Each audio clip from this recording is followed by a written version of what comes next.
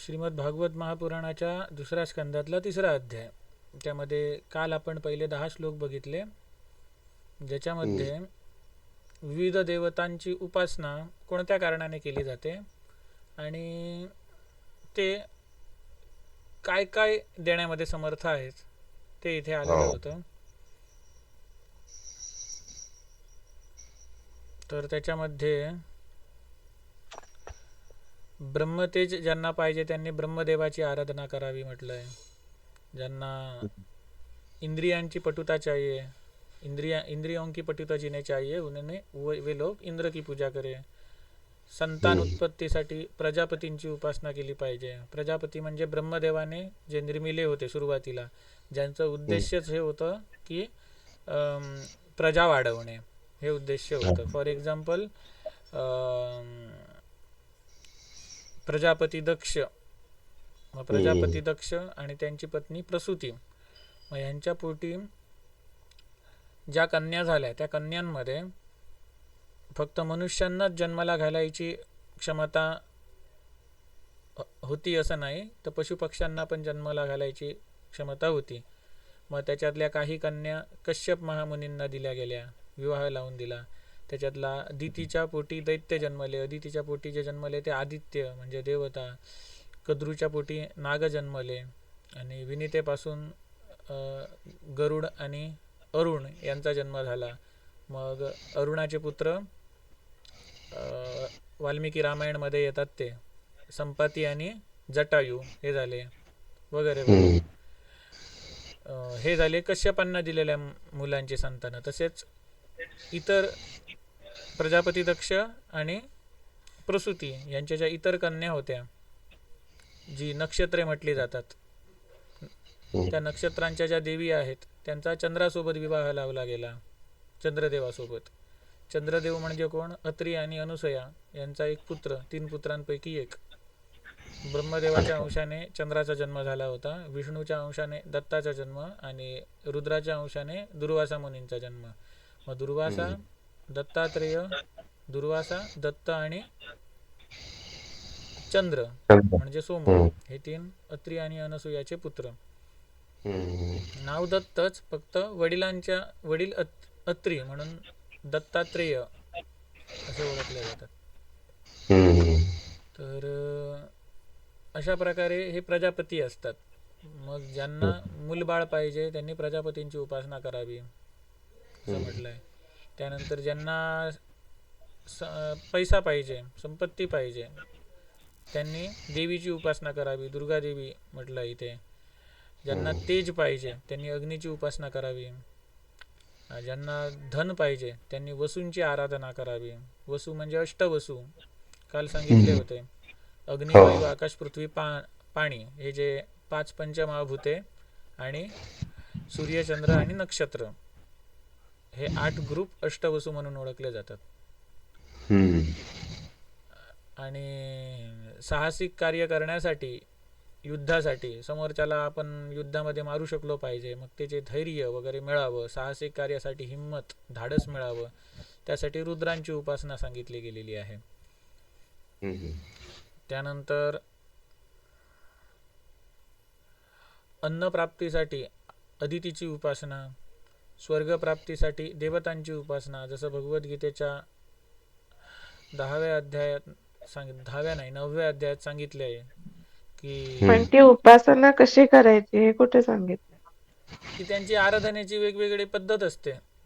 आता हे पुराण आहे ना, अग्निपुराण वगैरे, त्याच्यात प्रत्येकाच्या उपासनेची वेगवेगळी पद्धत सांगितलेली आहे.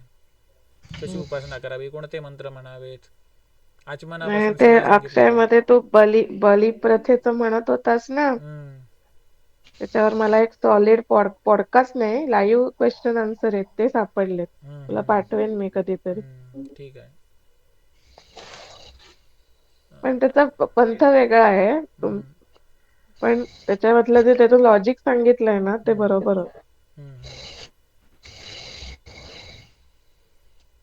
म्हणजे बली देणं हे ऐऱ्या गैऱ्याचं काम नाहीये, तर त्यानंच द्यावं आणि एखाद्या स्पेसिफिक पर्पज साठीच द्यावं. उद्या कोणतरी उठून देत असेल बळी तर ते चुकीचं आहे, असा त्याचा मोरल स्टोरी होती. मी तुला आधी पण बोललेलं आहे.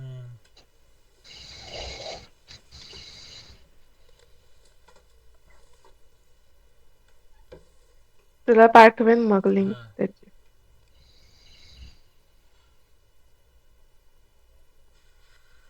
जो पर्पज त्याला साध्य करायचा आहे त्याला समज जर अल्टरनेटिव्ह दुसरा उपाय असेल ना, एखाद्याला वेदना न देता, तर तो मार्ग अवलंबलेला चांगला असं. कारण जी म्लेच्छराज सिरीज आहे ना, त्याच्यामध्ये काही पिशाच्यांची वगैरे नावं आलेली आहेत. म्हणजे आपल्याकडे ते वेगळ्या नावाने ओळखले जातात, तेच पाश्चात्य दुनियेमध्ये, वेस्टर्न कंट्रीजमध्ये वेगळ्या नावाने ओळखले जातात, लुसिफर वगैरे. मग या पिशाच्यांना खुश करण्यासाठी अशी पशूंना वेदना वगैरे देऊन त्यांचे बळी वगैरे दिले जातात, आणि त्यांची एनर्जी त्या पिशाच्यांना मिळते आणि ती पिशाच्य जरा स्ट्रॉंग बनतात. मग अशी पिशाच्यांची उपासना करणारे पिशाच्यांना प्राप्त होतात, देवतांची उपासना करणारे देवतांना प्राप्त होतात. यांती देवव्रतान देवान पितृयांती पितृव्रता, असं काहीतरी आहे ना विनय.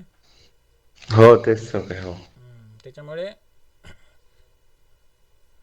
जो मार्ग सहज आहे तो सोडून उगाच कठीण मार्गाला कशाला जावा.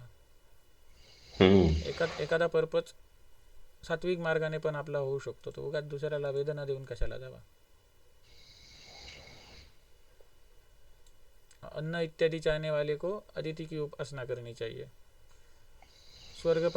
स्वर्गाची प्राप्ती ज्यांना करायची असेल त्यांनी देवतांची आराधना करणी चाहिए म्हटलंय. म्हणजे आता जो श्लोक आला तो यांती देवव्रतान देवान, जे देवतांची उपासना करणारे देवतांच्या लोकात जातात, पित्रांची उपासना करणारे पित्रांच्या लोकात जातात.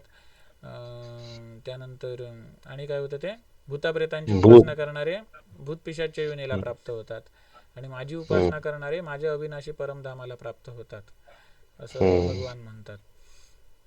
राज्य चाहने वाले को विश्वदेवों की पूजा करनी चाहिए.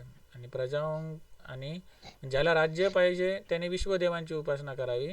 आणि ज्याच्याकडे ऑलरेडी राज्य आहे पण ज्याला ते राज्य गमावायचं नाही आहे, म्हणजे प्रजा त्याच्या अनुकूल राहिली पाहिजे, तर त्याने साध्य देवतांची उपासना केली पाहिजे. ह्याच्या कमेंट्रीज वगैरे आपण काल वाचलेल्या आहेत, फक्त रिव्हिजन घेतो कारण काल पूर्वानवती स्नेहानवती. ज्याला आरोग्य आपलं चांगलं ठेवायचं आहे त्यांनी अश्विनी कुमारांची उपासना करावी. एक महाभारतात आख्यान येतं, एक शिष्य असतो, त्याचं नाव कदाचित उपमन्यू होतं, उपमन्यू की आरुणी, कदाचित उपमन्यू. आणि तो जेव्हा गाई चरायला नेत असतो तेव्हा तो गुरुजी त्याला विचारतात, अरे तू धष्टपुष्ट कसा काय दिसतोस, तर तो म्हणतो की मी परत परत भिक्षा मागायला जातो. मग ते म्हणतात की अरे बाळा, परत परत भिक्षा मागायची नसते. आणि नंतर तो भिक्षा मागायचं जे लिमिट आहे त्या लिमिटमध्ये मागू लागतो. मग काही दिवसांनी तरी तो धष्टपुष्ट दिसतो. कारण विचारतात, का रे बाबा, तर तो म्हणतो की मी गायींचं दूध पिऊन राहतो. मग तो म्हणतो नाही गायींचं दूध म्हटलं आपण नाही प्यायचं, ते वासरांना द्यायचं. आपण गायीचं दूध किती प्यावं, त्याला लिमिट आहे, तिच्या वासरांचा पहिला अधिकार आहे त्या दुधावर. मग काही दिवसांनी परत तो धष्टपुष्ट दिसतो. म्हटलं काय रे, आता पण तू चोरून दूध पिलं. मग तो म्हणतो नाही, गाईचं वासरू दूध पितं त्यावेळी जो फेस खाली पडतो गाईचं वासरू पित असताना, जे दुधाचं बाकीचं उरलेलं जे दूध खाली पडतं तो पिता तेवढंच मी पितो. मग ते म्हणतात की तसंही करू नको. मग तो बिचारा भुकेने व्याकुळ होतो. जेव्हा तो गाईंना चरायला घेऊन जातो तेव्हा त्याला काहीच सापडत नाही. शेवटी भुकेने व्याकुळ झाल्यानंतर कसली तरी पाने असतात ती तो खातो, आणि ती वनस्पती असते ती अशी असते की ती पाने खाल्यानंतर माणसाची दृष्टी जाते, त्यामुळे तो आंधळा बनतो, त्याला काही दिसत नाही त्या मुलाला, आणि तो एका मोठ्या खड्ड्यामध्ये जाऊन पडतो. आणि त्याचे गुरुजी त्याला शोधायला येतात, हाक मारतात शिष्यांसहित, पण तो कुठे त्यांना सापडत नाही. शेवटी त्यांची हाक त्या मुलाच्या कानावर पडल्यानंतर तो सांगतो की मी कुठेतरी पडलोय, मला काही दिसत नाही आहे. मग त्याच्या आवाजाच्या दिशेने गुरुजी जातात आणि बघतात तर हा खड्ड्यात आहे. मग त्याला सांगतात की का असं का झालं, तर त्याने सांगितलं तुम्ही सांगितल्याप्रमाणे मी सगळं पालन केलं, मला खूप भूक लागली, मला कंट्रोल झालं नाही, म्हणून मी कुठल्या तरी वनस्पतीची पाने खाली, तर त्याच्यामुळे मला आताही दिसत नाही. त्या वनस्पतीचं नाव पण आलंय. मग ते म्हणतात की तू माझ्या आज्ञेचं एवढं काटेकोरपणे पालन केलं म्हणून मी प्रसन्न झालोय, तुझी दृष्टी मी परत तुला देईन. मग ते अश्विनी कुमारांचं आवाहन करतात. वेदांमधले कुठल्या तरी मंत्र म्हणतात जे अश्विनी कुमारांना अर्पित केलेले आहेत. मग त्या मंत्रांच्या प्रभावाने त्या ठिकाणी अश्विनी कुमार प्रकट होतात, आणि तो जो बालक असतो, माझ्या मते त्याचं नाव उपमन्यू असणार, त्या बालकाला परत दृष्टी देतात, म्हणजे त्याला सगळं दिसू लागतं. आणि हे जे गुरु असतात त्यांचे म्हातारं वय झाल्यामुळे, वय त्यांचं म्हातारं झाल्यामुळे, म्हणजे वय जास्त झाल्यामुळे ते म्हातारे झालेले असतात, त्यांचे दात कुसलेले असतात ना, काळे झालेले असतात. मग ते अश्विनी कुमार त्यांना पण असे करतात की ते पण तरोताजे तरुणासारखे बनतात. त्यांचे जे दात कुसलेले असतात वय जास्त झाल्यामुळे ते सगळे शुभ्र बनतात परत होते तसे. मग म्हणून इथे म्हटलंय की ज्यांना आपलं आरोग्य चांगले ठेवायचं आहे त्यांनी अश्विनी कुमारांची उपासना करावी. पुष्टि चाहने वाला पृथ्वी की तथा प्रतिष्ठा चाहने वाला पृथ्वी और आकाश की पूजा करें.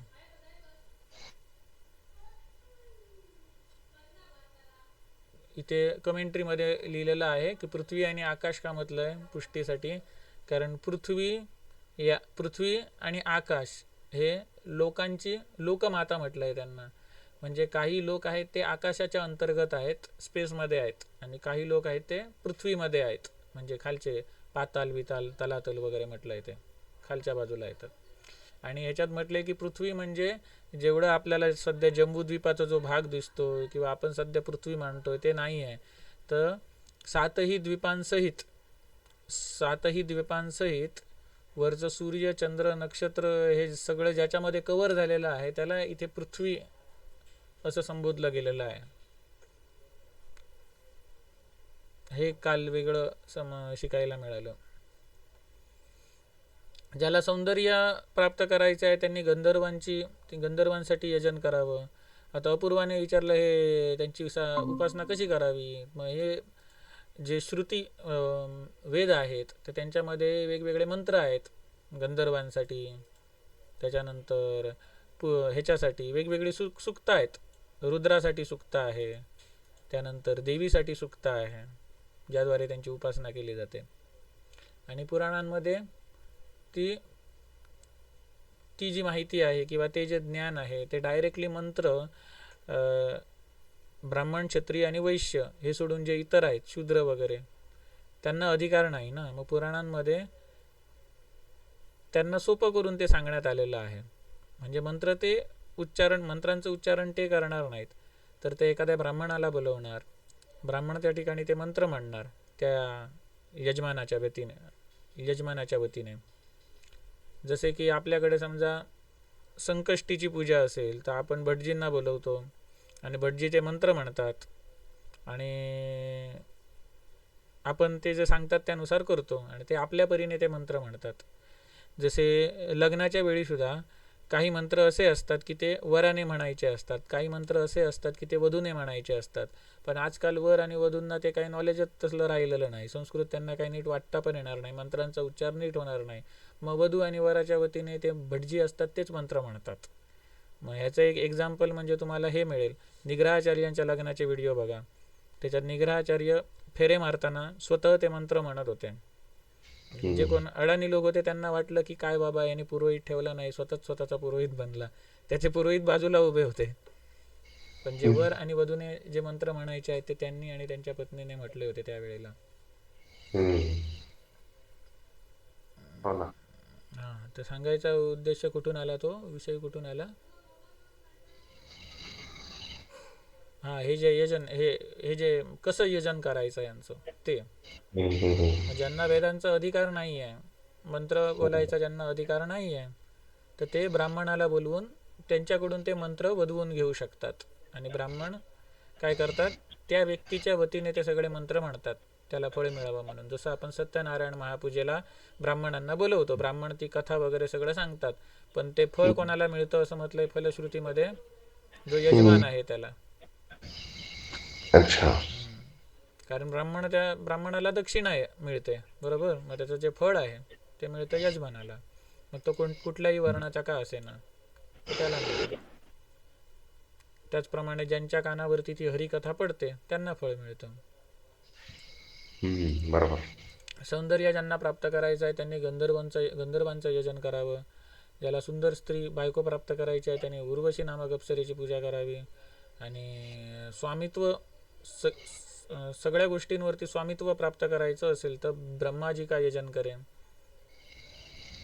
त्यानंतर यश पाहिजे तर भगवान विष्णूची आराधना केली पाहिजे. कारण जेवढी युद्ध आलेली आहेत, 18च्या 18 पुराणे, दोन्ही इतिहास ग्रंथ, याच्यामध्ये जेवढी युद्ध आलेली आहेत ते युद्धामध्ये ज्या पक्षामध्ये विष्णू असतो तोच पक्ष नेहमी विजयी झालेला आहे. रामायणामध्ये राम रूपात होता विष्णू, तो पक्ष विजयी झाला. महाभारतामध्ये कृष्ण रूपात होता विष्णू, पांडवांच्या बाजूने होता, पांडव पक्ष विजयी झाला.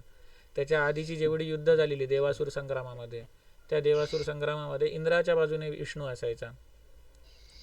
त्यामुळे नेहमी हे जिंकायचे, इंद्र वगैरे देवता जिंकायचे. तर त्याचप्रमाणे इतरही युद्ध आहेत, जसे की बाणासूर. आणि बाणासूरने काय केलेलं, कृष्णाच्या मुलाला किडनॅप केलेलं, कृष्णाच्या नातवाला किडनॅप केलेलं, प्रद्युम्नचा मुलगा अनिरुद्ध.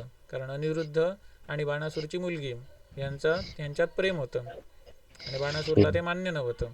त्याने किडनॅप करून ठेवलेलं त्याला, मायेचा वापर करून.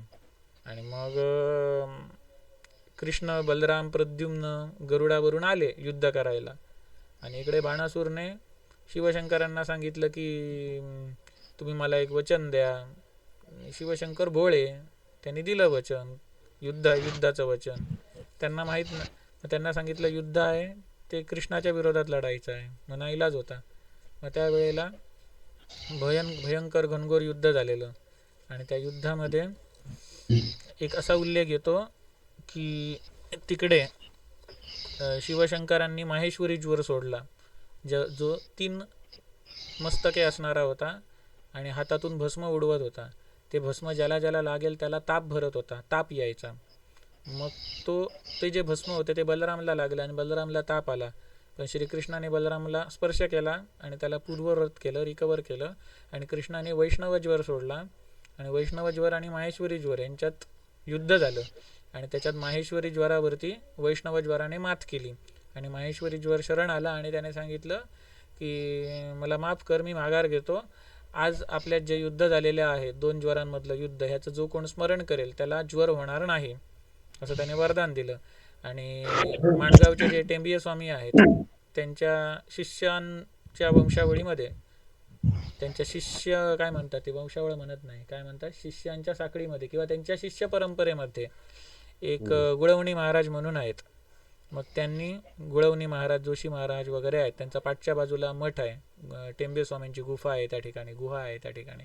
मग त्यांनी एक छोटंसं पुस्तक लिहिलं आहे, त्याच्यात ही कथा लिहिली आहे बाणासूर आणि कृष्णाबद्दलची. आणि त्या ज्वरांची, माहेश्वरी ज्वराने केलेली जी स्तुती आहे ती. आणि त्यांनी म्हटलं आहे की हे जे स्तोत्र आहे तो जो कोणी 12 वेळा पठन करेल, आणि 12 वेळा पठन करताना बाजूला उदबत्ती लावलेली असेल, मग ते 12 वेळा पठन करताना उदबत्तीचा जो अंगारा पडेल तो अंगारा ताप आलेला किंवा ज्वर आलेल्या व्यक्तीला लावावा, म्हणजे त्याचा ज्वर उतरून जाईल. याचा प्रयोग मी करून बघितलेला. आमच्या कीर्तन क्लासच्या सरांची जी बायको होती तिनं सांगितलेलं तसं करायला. मग तिला पण तसा अनुभव आलेला, तसा मला पण आला. मग अशा काही गोष्टी आहेत ज्या आजही तशा घडतात. म्हणजे त्यावेळेला माहेश्वरी ज्वराने जे वचन दिलंय ते आजही सत्य होत आहे. सांगायचा उद्देश काय की ह्याच्यात विजय नेहमी विष्णूचा होत होता. ह्या युद्धात पण तेच झालेलं. माहेश्वरी ज्वराला शांत केल्याच्या नंतर इकडे बाणासूरने कोटरी नावाची त्यांची देवी असायची, कोटरी नावाची देवी, ती सोडली. ती एक प्रकारची कृत्य असायची. कृत्य म्हणजे अशी असते की तिच्या अंगावरती असे कपडे विपडे नसतात, तिचे शरीरच अग्निमय असतं आणि ती जाळून टाकते सगळं काही. ती कृत्य सोडली. आणि श्रीकृष्णाने सगळ्यांना सांगितलं की सगळ्यांनी डोळे झाका म्हणून. आणि सगळ्या सैनिकांनी डोळे झाकले आणि श्रीकृष्णाने सुदर्शन चक्र सोडलं. आणि त्या सुदर्शन चक्राने ती कृत्यात भस्म झाली. आणि कृष्णाचं ऐकून ज्या लोकांनी डोळे झाकले त्या लोकांवरती जे काही बाण वगैरे पडणार होते ते सुद्धा सुदर्शन चक्राने कापून टाकले. कारण बाणासूरला शिवशंकरांनी 1000 हात दिलेले. 2 हातांचा वापर करून एक धनुष्यबाण ऑपरेट करतो. मग त्याच्याकडे 1000 हात, म्हणजे तो 500 धनुष्यबाण ॲट अ टाइम ऑपरेट करू शकायचा. हायर डायमेन्शनल गोष्टीमध्ये येतं हे. ॲट अ टाइम 500 बाण सोडायचा. आणि सुदर्शन चक्राने हे 500च्या 500 बाण कापले आणि बाणासुराचे हात कापायला सुरुवात केली. आणि त्यावेळी श्रीकृष्ण आणि शिवशंकरांमध्ये त्यावेळेला युद्ध झालेलं. आणि इतके भयंकर युद्ध झालेलं की देवता म्हणू लागले की आता प्रलय होणार, काहीतरी हे युद्ध थांबवा. असं कृष्णाला सांगल्यानंतर कृष्णाने जृंभक अस्त्राचा प्रयोग केला, ज्याच्यामुळे शिवशंकरांना जांभया येऊ लागले आणि ते रथाच्या मागे जाऊन बसले. आणि मग इकडे बाणासुराला त्यांनी मारलं, सुदर्शन चक्राने मारलं, म्हणजे त्याचे हात कापू लागले. मग शिवशंकरांनी सांगितलं की तो माझा भक्त आहे, त्याला जिवंत सोड म्हणून. मग फक्त त्याचे 2 हात ठेवले आणि बाकीचे 998 हात तोडले. आणि शिवशंकरांनी समजवलं बाणासूरला, आणि बाणासूर आपल्या मुलीचं लग्न कृष्णाच्या नातवाबरोबर लावायला तयार झाला. म्हणजे हे जे युद्ध झालेलं आहे, इथे सुद्धा यश आहे ते विष्णूलाच मिळालेलं आहे, म्हणजे विजेता विष्णूच ठरलेला आहे. हे महाभारतमध्ये येते ही कथा, भागवतात पण येते, विष्णू पुराणात पण येते, महाभारतात पण येते. आणि आणखी एक आलेली आहे वाल्मिकी रामायणमध्ये, ज्याच्यामध्ये शंकर आणि विष्णू यांच्यात युद्ध झालेलं आहे. म्हणजे ते युद्ध कसं होतं, त्याच्यासाठी काय असं काही स्पेसिफिक कारण नव्हतं. बाणासुरासारखं इंद्राला काहीतरी खा झालेली इंद्राला की कोणाला तरी खा झालेली की शिवशंकर श्रेष्ठ की विष्णू श्रेष्ठ याच्यावरती. आणि अच्छा. त्यांनी काहीतरी कारण काढलेलं ज्याच्यामुळे दोघात युद्ध झालेली. त्यावेळी विश्वकर्माने धनुष्य बनवून दिला होता, एक शंकराला बनवून दिला होता, त्याचं काहीतरी नाव होतं, आणि एक विष्णूला बनवून दिला होता. विष्णूला बनवून दिला होता त्याचं नाव होतं शारंग. शंकराला बनवून दिला होता त्याचं कदाचित पिनाक होतं वाटतं नाव. आणि त्या युद्धातही यश विष्णूलाच मिळालं होतं, विष्णू विजयी झाले होते. मग शिवशंकरांनी तो जो धनुष्य होता जो बनवलेला, तो त्यांनी त्याचा त्याग केला. तो कोणाला तरी दिला, कुठल्या तरी, मला वाटतं इंद्राचे गुरु कोणते, बृहस्पती वगैरे, मला वाटतं त्यांच्याकडे दिला वाटतं, कुठल्या तरी ऋषीकडे दिला. मग त्या ऋषीने आपल्या शिष्याकडे दिला, त्याने आपल्या शिष्याकडे, असं पुढे पुढे करत करत तो महाराज जनकापर्यंत पोहोचला होता शिवधनुष्य तो. आणि तो कोणालाच उचलत नव्हता तो शिवधनुष्य. आणि मग शेवटी रामाने तो धनुष्य उचलला आणि त्याला तो हे लावला, काय म्हणतात तो, प्रत्यंचा लावला, प्रत्यंचा चढवला, आणि कडकडाट झाला आणि मधून तो तुटला. म्हणजे त्याची कहाणी तिथे आली आहे वाल्मिकी रामायणात, त्या धनुष्याची हिस्ट्री, कुठून कसा कसा आला. म्हणजे सांगायचा उद्देश काय की परमात्माची जेवढी रूपं आहेत, म्हणजे एकच सोनं जसं अंगठी, मुकुट, हार या वेगवेगळ्या रूपात नटतं, तसं एकच परमात्मा आहे, तो वेगवेगळ्या रूपात जरी नटलेला आहे तरी त्याच्या या विष्णू रूपाची विशेषता अशी आहे की कधीच तो अपयशी झालेला नाही आहे, नेहमीच विजेता झाला आहे. यतो धर्म ततो कृष्ण, यतो कृष्ण ततो जय. ज्या ठिकाणी असतो तिथे जय असतोच नेहमी, ज्या बाजूला असतो, ज्याच्या बाजूने असतो तिथे नेहमी जय असतो. जसं म्हणजे जरी अंगठी, मुकुट, हार हे तीनही जरी सोनंच असलं, वेगवेगळे भासतात पण जरी सोनंच असलं तरी पारमार्थिक लेवलला ते एकच आहेत, पण व्यवहारिक लेवलला ते भिन्न भिन्नच आहेत ना. जशी अंगठी आपण बोटामध्ये घालू शकतो पण डोक्यावर ठेवू शकत नाही, मुकुट आहे तो डोक्यावर ठेवू शकतो पण बोटात घालू शकत नाही, हार आहे तो गळ्यात घालू शकतो पण बोटात घालू शकत नाही किंवा डोक्यावर ठेवू शकत नाही. असं म्हणजे प्रत्येक रूपाची ही विशेषता आहे. जरी एकाच परमात्माची जरी वेगवेगळी रूपं असली तरी प्रत्येकाची काही ना काहीतरी ही खासियत आहे. पारमार्थिक लेवलला एकच आहे ते, पण व्यवहारिक लेवलला अशी भिन्नता आहे. मग व्यवहारिक लेवलला जर आपण मानलं तर नेहमी विजेता झालेलं भगवंताचं स्वरूप म्हणजे विष्णू रूप आहे.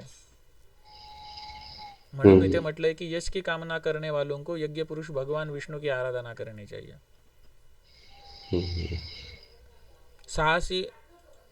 साहसी कृत्य आहे त्याच्यासाठी रुद्राची उपासना. परत इथे सुद्धा म्हटलंय कोश प्राप्त करण्याची इच्छा ज्यांना करायची आहे त्यांना प्रचेतांकी आराधना. प्रचेता म्हणजे कोण, हे ब्रह्मदेवाच्या वंशावळीमध्ये येतात आणि यांच्याच वंशात वाल्मिकी जन्माला आले होते. आणि काल मी सांगितलं की वाल्याचा वाल्मिकी झाला म्हणतात की तो कोळी होता, मग तो ब्राह्मण बनला, तर हे चुकीचं आहे. वाल्मिकी रामायणमध्ये स्वतः वाल्मिकी सांगतात की मी प्रचेतांच्या कुळामध्ये मी जन्माला आलेलो आहे. त्यामुळे ते जन्मापासूनच ब्राह्मण होते. मग ते जे काही कोळ्याची स्टोरी आहे त्याच्यात ते मध्येच भटकले, वाईट संगतीमुळे भटकले असणार, आणि नंतर परत नारदांच्या कृपेने ते परत भगवंताच्या भक्तीमध्ये लीन झाले. आणि विद्या प्राप्त करण्यासाठी शिवजी की उपासना करनी चाहिए. आता इथे बघा विष्णू की आराधना यशासाठी सांगितले, विद्यासाठी शिवजी की. मग आता शिवजीची उपासना करून पण यश मिळू शकते, विष्णूची उपासना करून पण विद्या मिळू शकते, असं पण आहे. पण पण इथे हीच नाव का दिलेली असणार? कारण मगाशी सांगितलं तसं प्रत्येकाचं काही ना काहीतरी वैशिष्ट्य आहे. जरी अंगठीचं वेगळं वेगळं वैशिष्ट्य आहे, हाराचं वेगळं वैशिष्ट्य आहे आणि मुकुटाचं पण वेगळं वैशिष्ट्य आहे. पारमार्थिक लेवलला ते एकच सोनंच आहे, परंतु व्यावहारिक लेवलला काही ना काही त्यांची वेगवेगळी वैशिष्ट्ये आहेत. आणि त्याच्यासाठी इथे भगवंताच्या वेगवेगळ्या स्वरूपांच्या वेगवेगळ्या उपासना सांगितलेल्या आहेत. पति पत्नी में प्रेम चाहने वालों को पतिव्रता पार्वती जी की उपासना करनी चाहिए. दाम्पत्य सुख ज्यांना पाहिजे त्यांनी पार्वतीची उपासना. धर्म की प्राप्ति करना चाहने वालों को भगवान विष्णु की उपासना. परत इथे आले विष्णू धर्म की प्राप्ति. कारण रामो विग्रहवान धर्म. राम हा साक्षात धर्माचं स्वरूप आहे. कृष्ण अवतारात सुद्धा तेच म्हटलंय, जिथे धर्म आहे तिथे कृष्ण आहे, जिथे कृष्ण आहे तिथे जय आहे. म्हणजे धर्म विजय ह्याच्यासाठी काय या ठिकाणी विष्णूचा वास असतो. भगवद्गीतेचा शेवटचा श्लोक पण आहे, जिथे जिथे श्रीकृष्ण आहे, यत्र योगेश्वर कृष्ण यत्र पार्थो धनुर्धरो तत्र श्री विजयोर भूतीर, असं काहीतरी आहे ना. त्या ठिकाणी श्री विजय, हा ध्रुवा नितिर्मम, श्री संपत्ती म्हणा, विजय, अलौकिक शक्ती यांचा नेहमीच वास असतो. संतान की वृद्धि चाहने वालों को पितृगणों की आराधना करनी चाहिए. बाधाओं से बचने की इच्छा वालों को यक्षों की उपासना करनी चाहिए. तथा बल चाहने वालों को मरुदगणों की आराधना करनी चाहिए. काल मी मरुदगण म्हणजे कोणते सांगितले की ते दितीचा पुत्र होता, जो काही एक विशिष्ट तिने व्रत केले होतं म्हणून तो खूप पॉवरफुल बनणार होता. ही जेव्हा बातमी अदितीचा पुत्र इंद्राला लागली, तेव्हा त्या इंद्राने सूक्ष्म रूप धारण करून गर्भातच प्रवेश करून त्या बालकाचे तुकडे केले 7. आणि त्या बालकाचे 7 तुकडे केले तरी त्या बालकाला मृत्यू प्राप्त झाला नाही, तर ते तुकडे जिवंतच होते. मग इंद्र घाबरला आणि त्या 7 तुकड्यांचे पुन्हा त्याने 7 तुकडे केले. 7 49 तुकडे झाले, तरी पण ते जिवंत तुकडे होते आणि त्यांना हातपाय वेगवेगळे येत होते. मग इंद्र घाबरला आणि इंद्र त्यांना शरण आला आणि म्हणाला, माझे तुम्ही मित्र बना, माझे तुम्ही विरोधक बनू नका, मग मी तुम्हाला काही करणार नाही, काही बाधा पोहोचवणार नाही. आणि मग ते इंद्राचे सहाय्यक बनले आणि ते 49 मरुदगण देवता ओळखले जातात.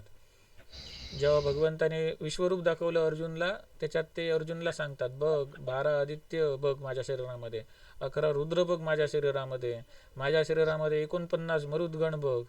ह्याच्यापूर्वी जे जे काही नाही बघितलं, जे जे काही बघतोयस आणि जे जे काही बघशील ते सगळं माझ्या शरीरामध्ये बघ. जे भूतकाळात घडलंय, वर्तमानात घडतंय आणि जे काही भविष्यात घडणार ते सगळं बघ, असे सांगतात. त्याच्यात मरुदगणांचा पण उल्लेख आलाय.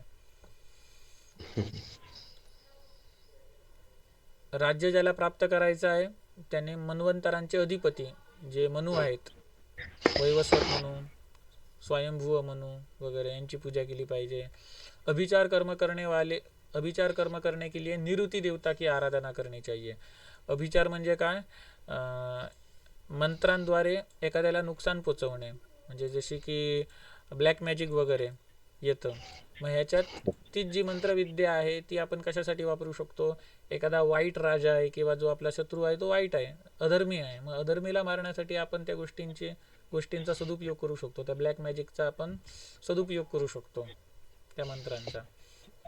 मग त्याच्यासाठी ती निरुती नावाची देवता आहे. निरुती म्हणजे आपण म्लेच्छराजमध्ये बघितलेलं, जी अधर्माची वंशावळ सांगितलेली आहे, त्याच्यामध्ये निरुती येते, कलीची वंशावळ वगैरे त्यामध्ये. मग ही निरुती आहे ती शोक, दुःख रिप्रेझेंट करणारी देवता आहे. भोगों की प्राप्ति के लिए चंद्रमा की आराधना और निष्कामत्व की प्राप्ति के लिए परम पुरुष परमात्मा की आराधना. काल आपण 10व्या श्लोकापर्यंत आलेलो. अच्छा. मग बुद्धिमान पुरुष आहे, निष्काम हो. आता हे सगळे त्यांनी सांगितलं वरतीपर्यंत. कुठल्या इच्छेसाठी? परमात्माच्या कुठल्या रूपामध्ये आपण त्याची उपासना करू शकतो. मग आता पुढे म्हटलंय, बुद्धिमान पुरुष चाहे निष्काम हो या सकाम हो या मोक्ष चाहने वाला हो, ये तीनही कॅटेगरीतला कुठला पण असू दे, तीव्र भक्ति योग द्वारा उसे परम पुरुष परमात्मा की आराधना करनी चाहिए. निष्काम असू दे व सकाम असू दे किंवा मुमुक्षू असू दे, म्हणजे ज्याला मोक्ष पाहिजे, या 3 कॅटेगरी मधला कुठला पण असू दे, त्याला परमपुरुष परमात्माची आराधना केली पाहिजे.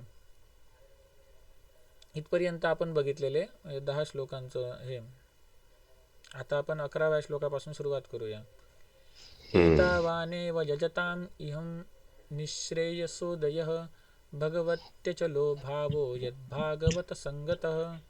इस संसार में जितने भी उपासक हैं उन सबों का सर्वाधिक हित इसी में है कि भगवत भक्तों की संगति को प्राप्त करके श्री भगवान में निश्चल प्रेम भाव को प्राप्त कर ले.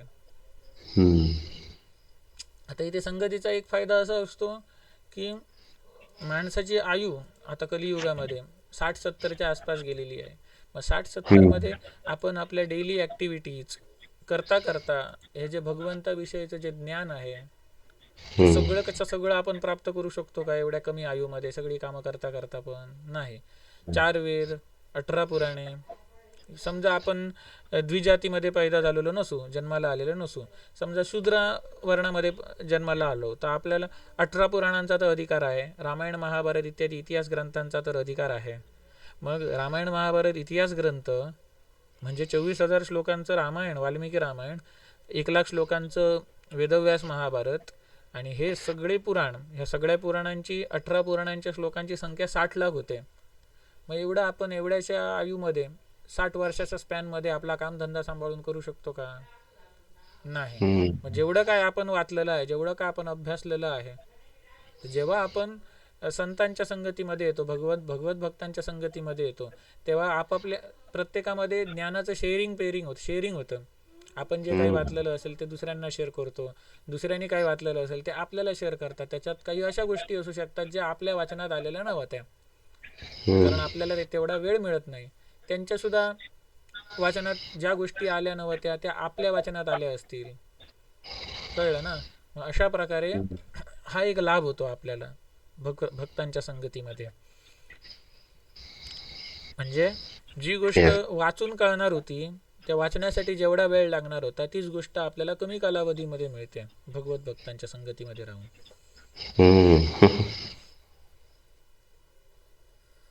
फॉर एक्झाम्पल, सगळ्यात मोठं एक्झाम्पल म्हणजे अर्जुन कृष्णाच्या संगतीमध्ये राहिला. मग त्या 700 श्लोकांमध्ये त्याने जे काय ऐकलं ते त्याला सेल्फ स्टडी करण्यासाठी किती उपनिषदांचे श्लोक, वेदांचे मंत्र वगैरे वाचून त्याचे नोट्स काढावे लागले असते. कळलं ना? तेच त्याने 1 तासामध्ये प्राप्त केलं ना, ते ज्ञान, सगळ्या ज्ञानाचं सार. अशा प्रकारे जेव्हा आपण भगवत भक्तांच्या संघामध्ये असतो तेव्हा ते भगवत भक्त तुम्हाला श्लोकानुश्लोक सगळं सांगत नाहीत, तर ते त्याचे सार बनवतात आणि संक्षिप्तपणे आपल्याला सांगायचा प्रयत्न करतात.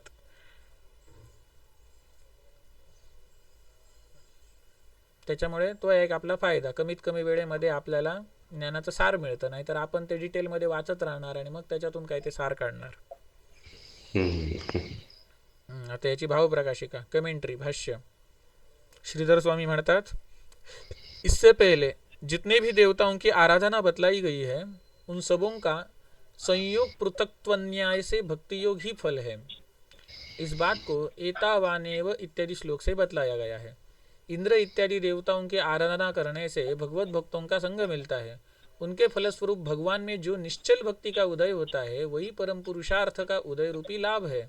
इससे भिन्न सारी बातें तुच्छ है. म्हणजे वरती ज्या देवतांची आपण उपासना सांगितलेली आहे त्यांची जर उपासना आपण निष्काम भावाने केली, म्हणजे समजा कुठलाही देवता याच्यातली घ्या, समजा आता प्रजापती घेतले, मग प्रजापतींची उपासना कोणत्या कारणासाठी केली जाते? तर संतान प्राप्तीसाठी. पण आपण त्यांची उपासना केली पण संतान प्राप्ती मागितली नाही, आपण त्यांना काय सांगितलं, मला मोक्ष पाहिजे. मग ते देवता आपल्याला काय देणार? हरिभक्तांचा संघ देणार, जेणेकरून आपली श्रीहरीमध्ये आपली भक्ती डेव्हलप होणार, विकसित होणार. जसे गणपती स्तोत्रात म्हटलेलं आहे, म्हणजे 12 नावं आलेली आहेत.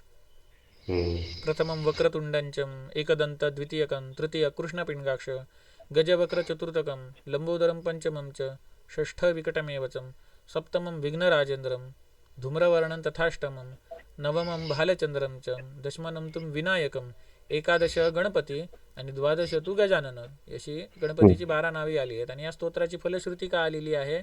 12 एतानी नामानी त्रिसंध्ययः पठेन्नरः, जो मनुष्य या 12 नामांचं 3ही संध्येला पठन करतो, न च विघ्न भयं तस्य सर्वसिद्धीकर प्रभो, त्याला विघ्नाचे भय म्हणजे विघ्नाचं भय बाळगायची गरज नाही. सर्वसिद्धीकर प्रभो, सगळ्या गोष्टींमध्ये तो सिद्ध होतो, सगळ्या कार्यांमध्ये तो सिद्ध होतो म्हणजे यशस्वी होतो. कधी कधी सिद्धीकर प्रभू म्हणजे त्याला सिद्धी प्राप्त होतात असा अर्थ लागतो. कधी कधी तो एखाद्या गोष्टीमध्ये सिद्धी प्राप्त होणे म्हणजेच काय, ती गोष्ट यशस्वीरित्या करण्यामध्ये आपण सिद्ध होणे म्हणजे आपल्याला त्यामध्ये यश मिळणे. सर्वसिद्धी कर प्रभो. आणि पुढे काय येतं, विद्यार्थी लभते विद्या, धनार्थी लभते धनम, पुत्रार्थी लभते पुत्रान, मोक्षार्थी लभते गतिम. विद्यार्थ्याला विद्या मिळते, धनार्थ्याला धन मिळतं, पुत्रार्थ्याला पुत्र मिळतो, पण मोक्षार्थी लभते गतिम म्हटलंय. मोक्षार्थी लभते मोक्ष म्हटलेलं नाहीये, मोक्षार्थी लभते गती. मग तो गती देतो. मग मोक्षदायक म्हणजे मुक्त करणारा, मुक्तिदायक, मुक्तिदायक, मुक्तिदायक म्हणजे मुकुंद, द म्हणजे देणारा, मुकु म्हणजे मुक्त करणारा, मुक्ती देणारा, मुकुंद. मुकुंद म्हणजे श्रीहरी. मग त्याच्यामध्ये त्याची भक्ती विकसित होते श्रीहरीच्या प्रती. म्हणून इथे म्हटलेलं आहे कि इंद्र इत्यादि देवताओं की आराधना करने से भगवत भक्तों का संग मिलता है और भगवत भक्तों के फलस्वरूप भगवान में जो निश्चल भक्ति का उदय होता है वही परम पुरुषार्थ का उदय रूपी लाभ है. इससे भिन्न सारी बातें तुच्छ है. आता संयोग आणि पृथक्त्व का अर्थ संबंध की भिन्नता. भिन्न भिन्न देवताओं की आराधना करने से भिन्न भिन्न फलों की सिद्धि ही पृथक्त्व है. विभिन्न देवताओं की आराधना करने से पापों का नाश हो जाता है, उसके फलस्वरूप भगवान के भक्तों की संगती मिलती है. म्हणजे ह्या वेगवेगळ्या देवी देवता आहेत, त्यांची उपासना केल्याने काय होते, पापांचा नाश होतं, आणि पापांचा नाश झाल्यानंतर आपल्याला श्रीहरीच्या भक्तांची संगती मिळते.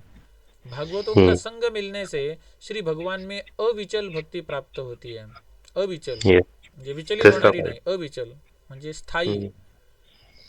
इसी को संयोग कहते हैं, याला काय म्हणतात, संयोग म्हणतात. अशा प्रकारे वेगवेगळ्या देवी देवतांच्या उपासनेच्या माध्यमातून आपल्याला हरिभक्तीची प्राप्ती झाली, भगवंतामध्ये अस्थायी भाव प्रकट झाला. अशा प्रकारे जी भक्ती प्राप्त झाली त्याला संयोग म्हटलंय. इन दोनों का समुदित रूप ही संयोग पृथक्त्व कहलाता है. उदाहरणार्थ खैर या यूप होना चाहिए. इस युक्ति के अनुसार खैर का स्तंभ यज्ञ का अंग है और खादीर और वीर्य कामस्य. इस युक्ति के अनुसार वीर्य माने बल चाहने वाले को यज्ञ में खैर की लकड़ी का ही स्तंभ बनाना चाहिए. इस तरह से वह पराक्रम प्रदान करने वाला भी है. उसी तरह अनेक देवताओं की आराधना विभिन्न फलों को प्रदान करने वाली होने के साथ भगवान की भक्ति को प्रदान करती है.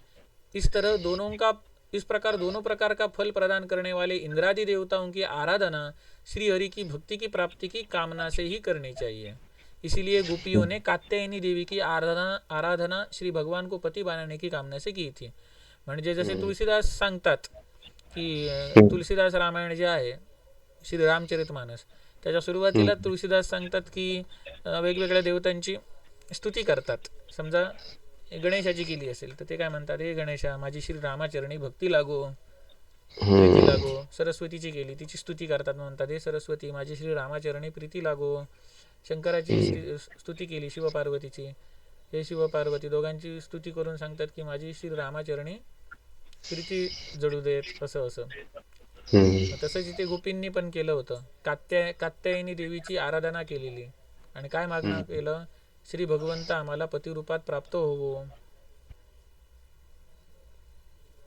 असं.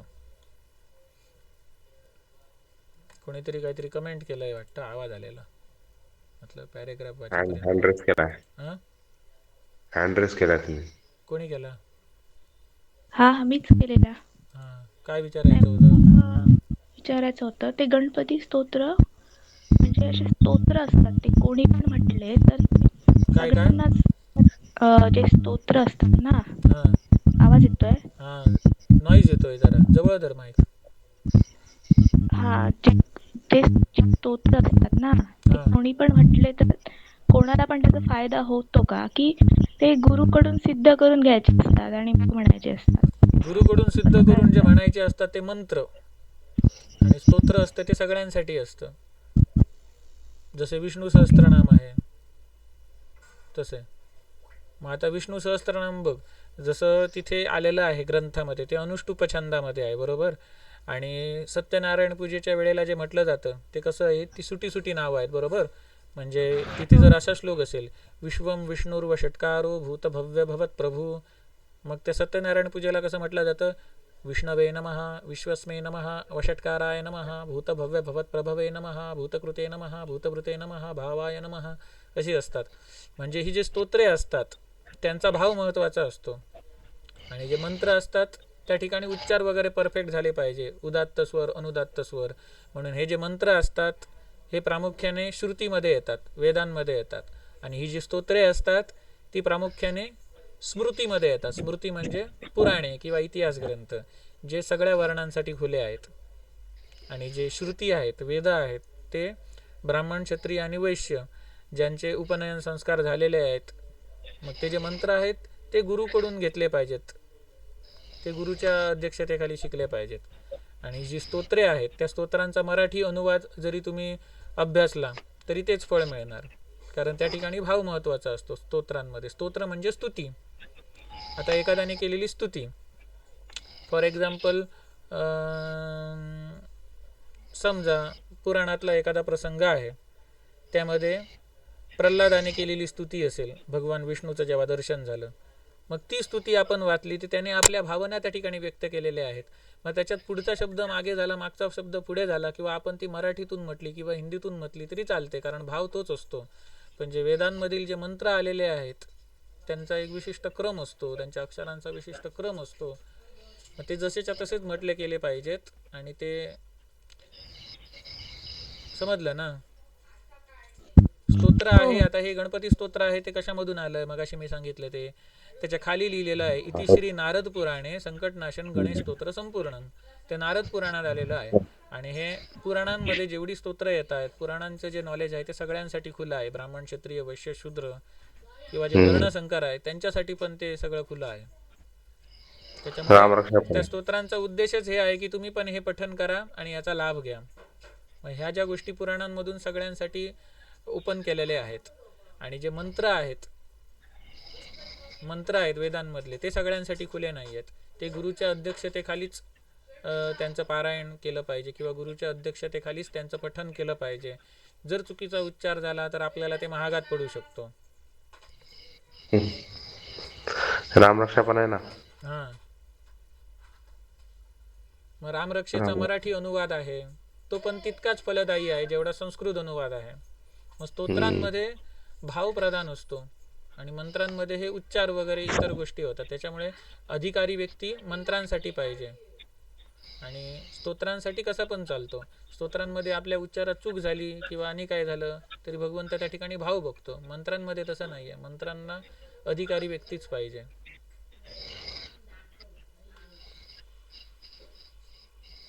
आता हे आपण जे वाचतोय भागवत पुराण, हे सुद्धा श्लोकांच्या स्वरूपात आहे. श्लोकांच्या स्वरूपात हे चालतं.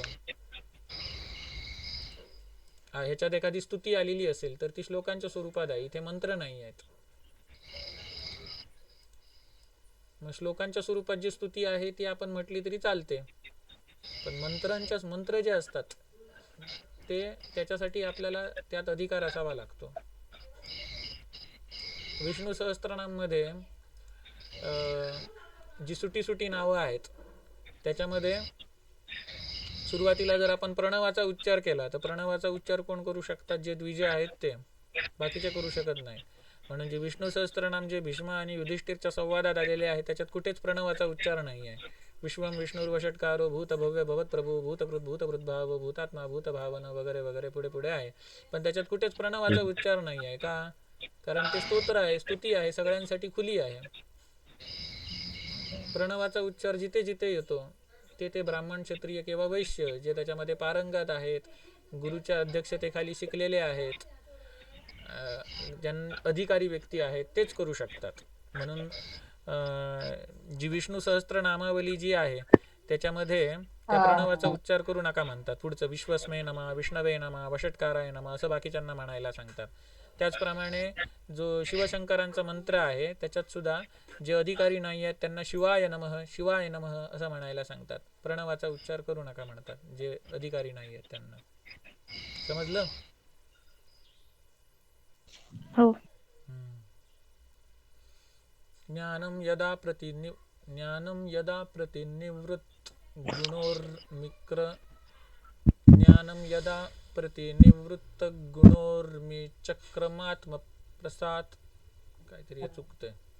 ज्ञानं यदा प्रतिनिवृत्त गुणोर्मिचक्रमात्म प्रसाद हे काहीतरी वेगळाच छंद आहे. देवी सप्तशती आहे ना, त्याच्यामध्ये जे आहे ओंकार ते प्रणव, हा तर त्याच्यात त्यांनी असं म्हटलंय की देवीचा जो बीजमंत्र आहे ना तो तुम्ही त्या जागी लावू शकता किंवा ओमच म्हणायचा, पण तो वेगळ्या पद्धतीनं म्हणू शकतो. कारण बायकांना पण नाहीये म्हणजे त्याची पद्धत आहे. अ उ म असे सुटे सुटे हा नाही. ओम बोलू शकतो. ओम अलाउड आहे म्हणजे प्रणव पण झाला आणि तिथं तेवढंच हे आहे. पण कारण त्या एका शब्दामध्ये पूर्ण जर तो जागृत झाला तर त्याचे साईड इफेक्ट भरपूर आहेत जे नॉर्मल बॉडी सहन करू शकत नाही.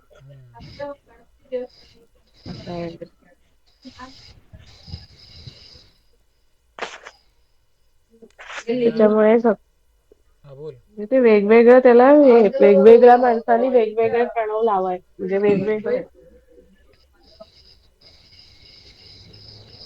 थोडक्यात काय सांगायचा उद्देश असा होता की तिचा प्रश्न होता की स्तोत्र आहेत ते पठण करण्यासाठी अधिकारी व्यक्ती पाहिजे का? तो स्तोत्रासाठी नाही, मंत्रासाठी अधिकारी व्यक्ती पाहिजे. तिथे अधिकारी तो सपोज एखादा माणूस म्हणतच आहे स्तोत्र, पण काही फायदाच होत नसेल, नॉईज मग येत त्याला नाही. एखादा माणूस स्तोत्र म्हणत असेल, त्याला काही फायदाच होत नसेल, तर मग त्याला ते अप्लाय होत नसेल ना, मग तो उगाचच म्हणतोय असं झालं ना, असं म्हणायचं होतं मला. जोपर्यंत त्याला फायदा होत नाही तोपर्यंत समजायचं की त्याची जी पापराशी आहे किंवा कर्मबंधने आहे ती क्षीण होत आहेत हळूहळू. आणि जेव्हा ती पूर्णपणे क्षीण होणार त्याच्यानंतर त्याला तो लाभ दिसू लागणार. कारण त्या स्तोत्राच्या फलस्वरूपने काय होतंय की त्याची जी कर्मे आहेत ती नष्ट होत आहेत आणि ती कर्मांची राशी भस्म होऊन जाणार ना पूर्ण. तेव्हा त्याच्यानंतर तरी पण तो जेव्हा कंटिन्यू करणार त्या स्तोत्राचा पारायण तेव्हा त्याला ती फळं मिळणार. आणि कसं असतं माहितीये की जेव्हा सुरू करतो तेव्हाच जास्त संकट येतात, कारण ती त्या माध्यमातून आपलं पाप कर्मबंधन मोकळं होत असतं किंवा प्रारब्ध कट होत असतं आपलं. किंवा अजूनही एक प्रकार असतो की ती आपली जी म्हणजे आपली जी कुलदैवत असतं किंवा जे आराध्य दैवत असतं किंवा आपल्याला इष्ट असणारं जे दैवत असतं त्याच्या अपोजिट तत्वाची जर तुम्ही स्तोत्र म्हणत असाल तर तेवढे ते फलदायी होत नाही. आता गणपती हे कसं आहे सर्वांना फलदायी आहे, पण जर एखाद्याच्या पत्रिकेमध्ये किंवा अन्य ह्याच्यात जर देवी कुलदेवी असेल तर ती कुलदेवीची उपासना सोडून तुम्ही जर दुसऱ्या तत्वाला मानलात तर कुलदेवी नाराजच होणार ना, हाही एक पॉइंट असतो.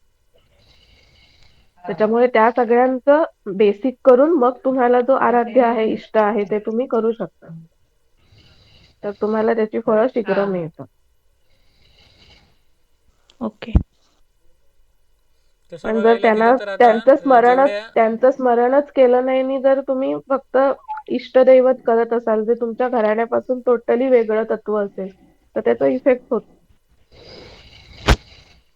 इष्टदैवत आता जे आपण म्हणतो की त्या देवाची उपासना भले तो कुलदैवत किंवा देवी असेल किंवा वेगळा असेल, मग आपण कोणत्या हेतूने त्याची उपासना करतो त्यावर डिपेंड आहे. कोणत्या भावात त्याला सर्वव्यापक परमात्मा म्हणून उपासना करतोय की फक्त ॲज अ गणपती सेपरेट देवता म्हणून करतोय.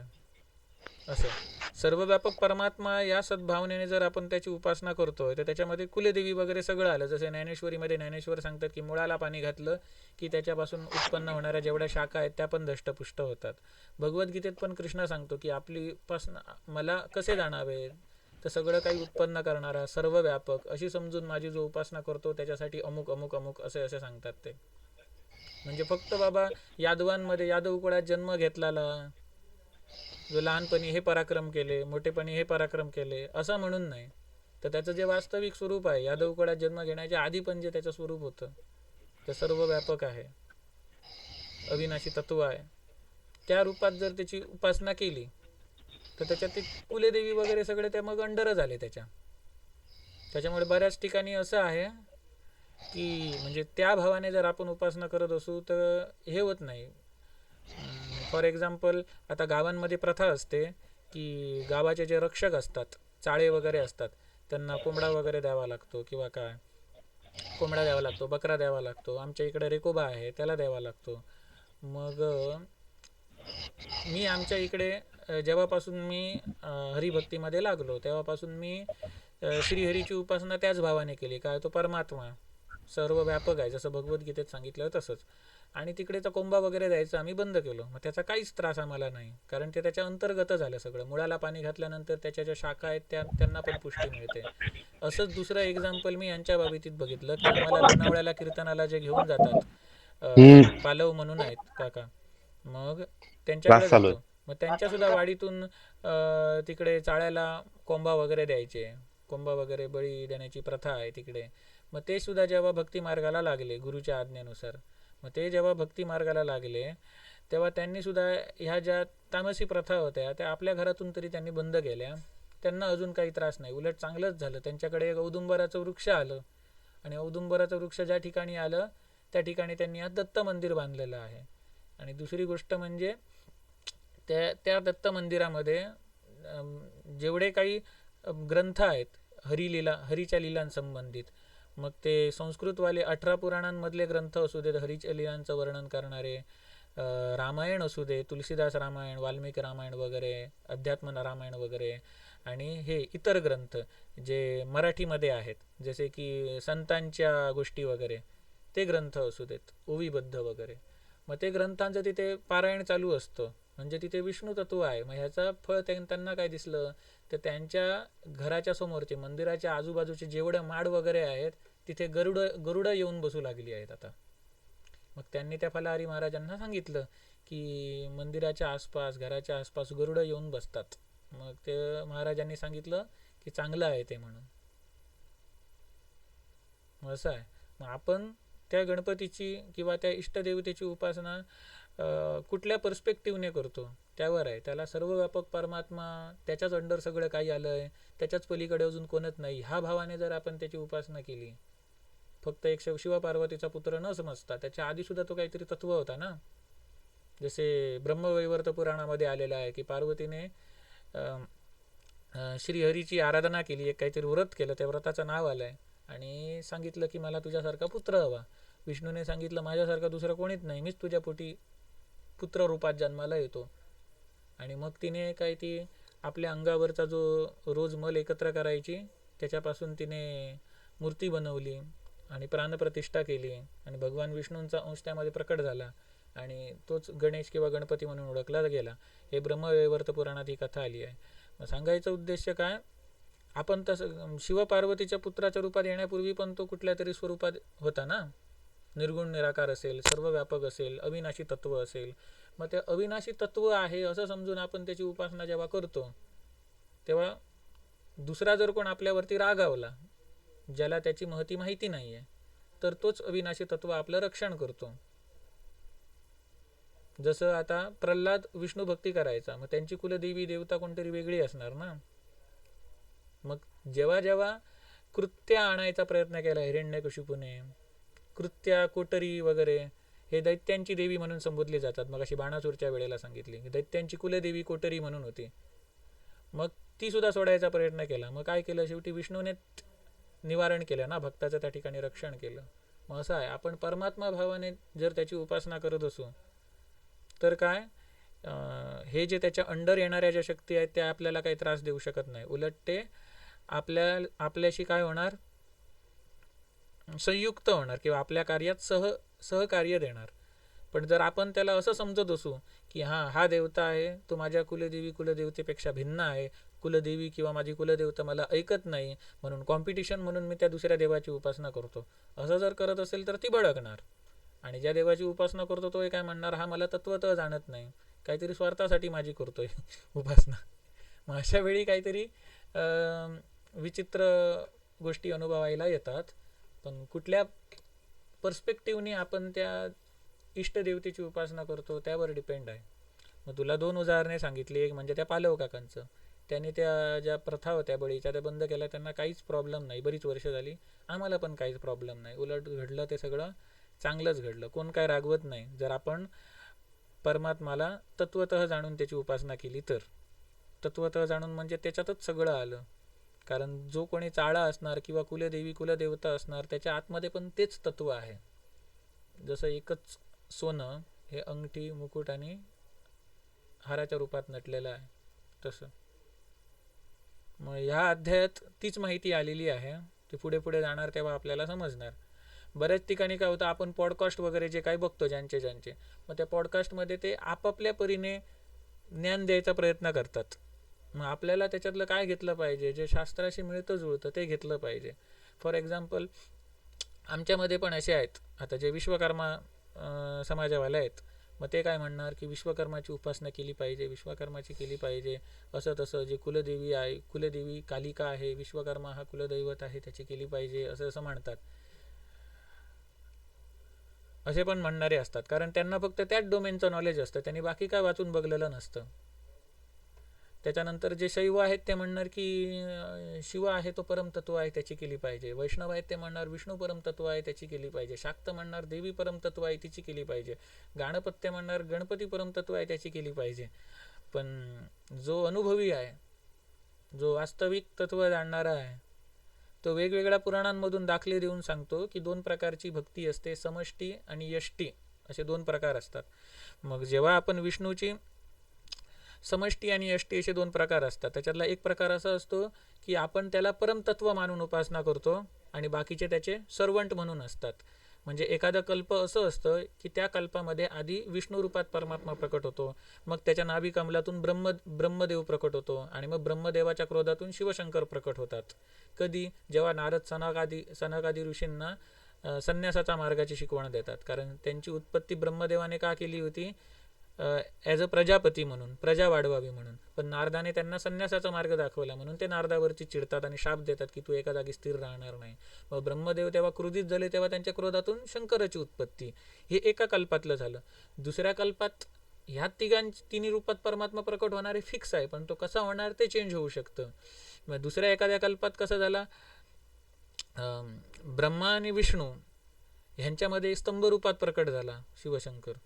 तिसऱ्या एखाद्या कल्पात आपण बघितलं तर शिवशंकर आणि अंबिकेपासून विष्णूची उत्पत्ती अशी आहे. चौथ्या एखाद्या कल्पात बघितलं तर गणपतीपासून त्रिदेवांची उत्पत्ती. 5व्या कल्पात बघितलं तर देवीपासून यांची उत्पत्ती. असं आहे. मग अशा कल्पभेद वेगवेगळ्या ह्याच्यामध्ये आढळून येतात. ते जे पुराण आहे ते कुठल्या कल्पाची कहाणी सांगते त्यावर डिपेंड आहे. ज्या कोणांना हे माहिती नाही ते काय म्हणतात की काय हे वेगवेगळी पुराणे त्या भक्तांनी आपापल्या इष्टदेवतेला श्रेष्ठ दाखवले, त्याच्यापासून बाकीच्यांची उत्पत्ती दाखवली असं म्हणतात. तिथल्या कल्पाचा विषय कोण लक्षातच घेत नाही. आणि यष्टी आणि समष्टी भक्तीचा कन्सेप्ट असा आहे की समजा विष्णू असेल तर विष्णूपासून इतरांची उत्पत्ती झाली, मग आपण त्याची त्या अँगलने स्तुती करणे, त्या पर्स्पेक्टिव्हने स्तुती करणे. तसंच शिवाच्या बाबतीत, तसंच देवीच्या बाबतीत, तसंच गणपतीच्या बाबतीत. मग अशा प्रकारे यष्टी आणि समष्टी हे कन्सेप्ट आहे. त्याच्यासाठी मी एक स्नेहाला लिंक पाठवली होती, बघायला सांगितली होती. तो कन्सेप्ट विशाल सैनीला पण पाठवली होती, ती ग्रुपवरती मी टाकीन. मग त्यांनी ते मस्त एक्सप्लेन केलं आहे. ते मला नीट समजावता येत नाही, कारण जेव्हा हे तत्व एखाद्या तत्वाची माहिती द्यायची असते तर त्या तत्वाची परफेक्ट माहिती देण्याचा अधिकार जो जन्मजात ब्राह्मण आहे त्याला आहे. आम्ही कितीही प्रयत्न केला तरी आमचं टटपप होणार त्यामध्ये. म्हणजे ते पटकन ते पटवून सांगू शकत नाही समोरच्याला. म्हणून जेव्हा हे ब्रह्मज्ञानाचा विषय येतो ना तेव्हा ते एखाद्या ब्राह्मणाकडूनच ऐकलं पाहिजे ते. मग त्याच्यासाठी मी निग्रहाचार्य यांची ती व्हिडिओ पाठवलेली आहे, स्नेहाला पण पाठवली होती. मग त्यांनी जे एक्सप्लेन केलेलं आहे ते मस्त जबरदस्त, पटकन समजणार ते. कारण त्यांच्याकडे कमीत कमी शब्दात ते जबरदस्त समजावून सांगू शकतात. विदुर होते, विदुर ज्ञानी होते, पण ते कोणाचे पुत्र होते? दासीचे पुत्र होते. त्यांनी भरपूर ज्ञान दिलं राजा धृतराष्ट्राला, विदुर नीती ऐकवली. पण जेव्हा धृतराष्ट्राने सांगितलं की मला ब्रह्मविद्या पाहिजे, ब्रह्मविद्या ऐकव मला, ब्रह्मज्ञान पाहिजे. त्या विदुराने काय सांगितलं की मी ब्रह्मज्ञान जाणतो, पण दुसऱ्याला ब्रह्मज्ञान सांगण्याचा मी अधिकारी नाही आहे.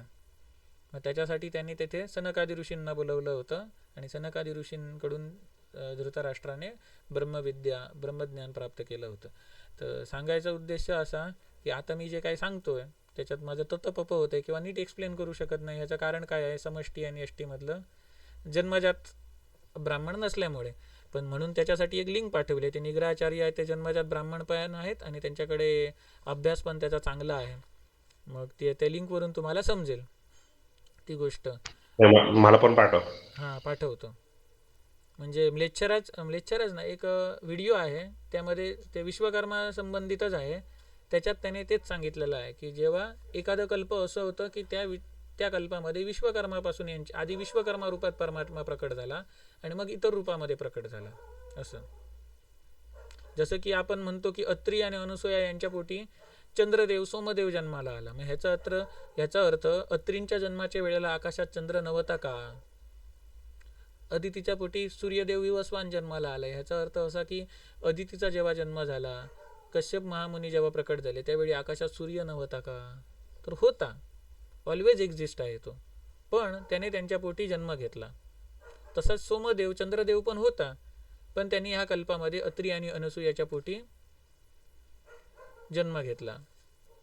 मग तसंच राम ऑलवेज एक्झिस्ट होता विष्णू रूपामध्ये, पण दशरथ आणि कौशल्याच्या पोटी एका स्पेसिफिक कारणासाठी त्याने जन्म घेतला.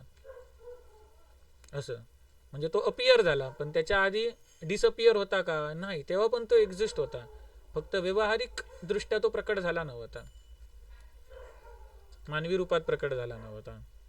नरसिंह रूपात सुद्धा तो ऑलवेजच एक्झिस्ट आहे तत्व म्हणून, पण तो नरसिंह रूपात प्रकट झाला, मग अप्रकट झाला. मग हे देवाचे प्रकट होणे आणि अप्रकट होणे हे व्यावहारिक दृष्ट्या आहे. पारमार्थिक दृष्ट्या प्रकट अप्रकट काही नाही, तो ऑलवेज एक्झिस्टिंग आहे. म्हणजे काही स्पेसिफिक कार्यासाठी काही आकार प्रकट करतो, तो काही शरीरे प्रकट करतो, म्हणजे त्या शरीराच्या ते शरीर धारण करून येतो, काही ती लीला करतो आणि परत ते शरीर अप्रकट करतो. मग हे काय आहे? प्रकट आणि अप्रकट होणे हे व्यावहारिक लेवलला आहे.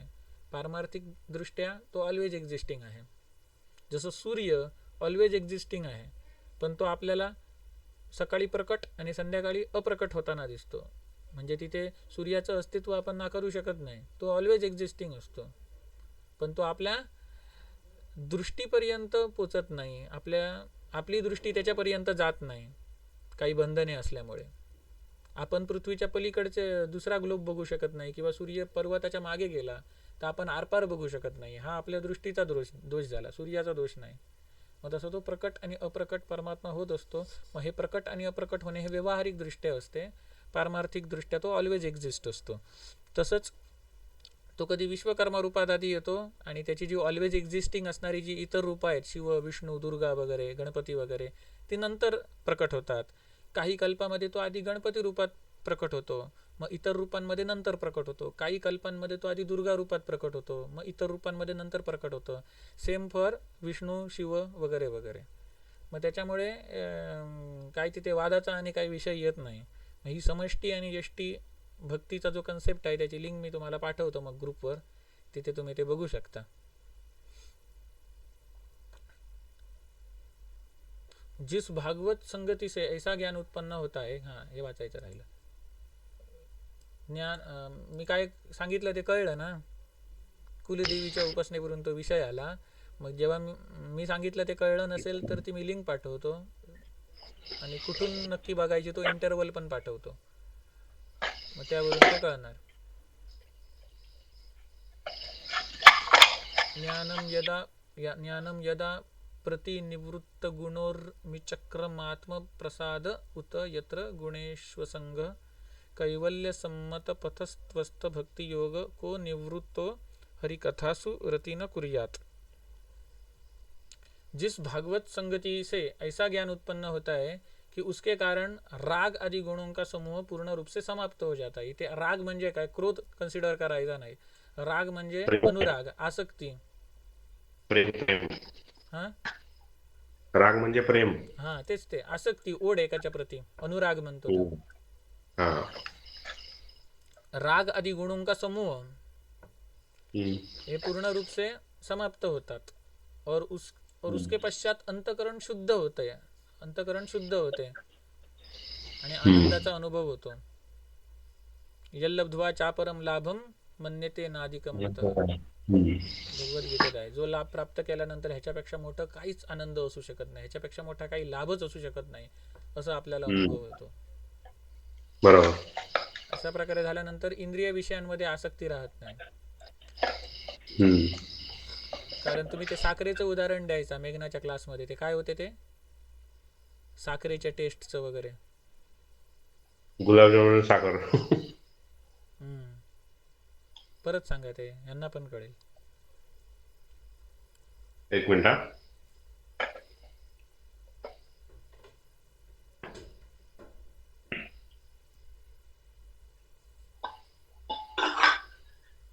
तोपर्यंत पॅरेग्राफ वाचून पुरा करतो. चालेल. कैवल्य मोक्ष का सर्वसम्मत मार्ग भक्ति योग हो जाता है. भगवान की ऐसी कथाओं का चस्का लग जाने पर उससे कौन प्रेम नहीं करेगा. भगवंताची अशा कथांचा एकदा चस्का लागला की त्या भगवंतावर कोण प्रेम करणार नाही. भाव प्रकाशिका 11वें श्लोक के भागवत संगत के द्वारा सूचित श्री हरि कथा की प्रशंसा ज्ञानम यदा इस श्लोक से करते हैं. श्री हरि कथाओं से ऐसा ज्ञान उत्पन्न होता है कि उससे सभी प्रकार के रागादि समूह पूर्ण रूप से विनष्ट हो जाते हैं, अंतकरण स्वच्छ हो जाता है और विषयों से वैराग्य हो जाता है तथा मुक्ति प्राप्ति के मार्ग स्वरूप श्री भगवान में प्रेमा भक्ति की उत्पत्ति हो जाती है. म्हणजे जो भगवंत मुकुंद आहे, मुक्ती देणारा आहे, त्याच्यामध्ये प्रेम भक्ति उत्पन्न होते. उससे तृप्त हुआ कौन ऐसा मानव होगा जो श्री भगवान की कथाओं से प्रेम न करे. आता हे सगळे आता सांगतो. हा सांगा. हा सांगा सांगा. काय खूप सिंपल एक्झाम्पल आहे. जोपर्यंत आपण गुलाबजामुन टेस्टच नाही केले तोपर्यंत आपण फक्त साखरच खात राहणार आणि त्यालाच खूप गोड आहे असं समजून बसणार नाही का. बरोबर. पण एखाद्या वेळेस आपल्याला कोणीतरी गुलाबजामुन टेस्ट करवलं नाही का, मग ते आपण साखरेला विसरूनच जाणार. कारण गुलाबजामुन मध्ये फक्त साखर नाहीये, त्यामध्ये खवा पण आहे. मध्ये दोन्हीचं टेस्ट एवढं भारी असतो की आपण साखर विसरून जातो. म्हणजे जोपर्यंत आपण गुलाबजामुन टेस्ट करत नाही तोपर्यंत साखर सुटणारच नाही तुमचा. हायर टेस्टचा जेव्हा अनुभव होतो तेव्हा लोअर टेस्टला आपण लोअर टेस्टला आपण नाकारून टाकतो, त्याच्याकडे जात पण नाही. तेच ते गीताचा श्लोक आहे, यम लब्ध्वा चापरे यल्लब्ध्वा चापरम लाभम मन्यते नादिकम मतः. नादिकम म्हणे. हा, तेच त्याचा अर्थ आहे. जोपर्यंत तुम्हाला हायर टेस्ट भेटत नाही तोपर्यंत तुम्हाला या विषयाचे सुखच खूप भारी वाटत असणार. शब्द स्पर्श रूप रस गंध हे ह्याच्या मागेच पळत असणार फक्त. सकाळी उठल्यापासून रात्री झोपेपर्यंत काय 5 गोष्टींबद्दल विचार. इथे थांबूया की 15 मिनिटं अजून घेऊया 9 वाजेपर्यंत. चालतंय. हा चालतंय. त्यांना त्या दोघींना पण विचार. काय करूया आजचं इथे थांबूया काय, 9 वाजेपर्यंत कंटिन्यू करूया. अपूर्वा स्नेहा